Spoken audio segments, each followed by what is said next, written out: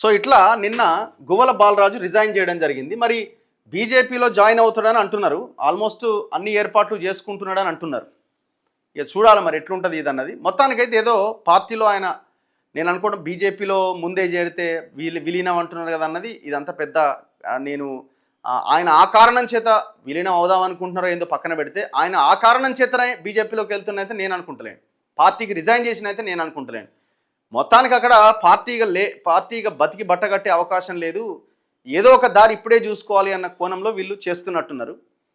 ఈ గువ్వల బాలరాజు పార్టీ మారడాన్ని బట్టి చూస్తే ఆనాడు కేసీఆర్ వీళ్ళని ట్రాప్ చేసి మొత్తం స్టింగ్ ఆపరేషన్ చేసి బీజేపీని ఇరికించడానికి ప్రయత్నం చేసినట్టు కూడా కనబడుతున్నది. మరి బిఎల్ సంతోష్ లాంటి వాళ్ళని అరెస్ట్ చేయడానికి, అమిత్ షాని కూడా ఇందులో ఇరికేయడానికి ప్రయత్నం చేసిన ఈ టోటల్ బ్యాచ్ని మీరు ఎట్లా బీజేపీ వాళ్ళు తీసుకోవడానికి ప్రయత్నం చేస్తున్నారు?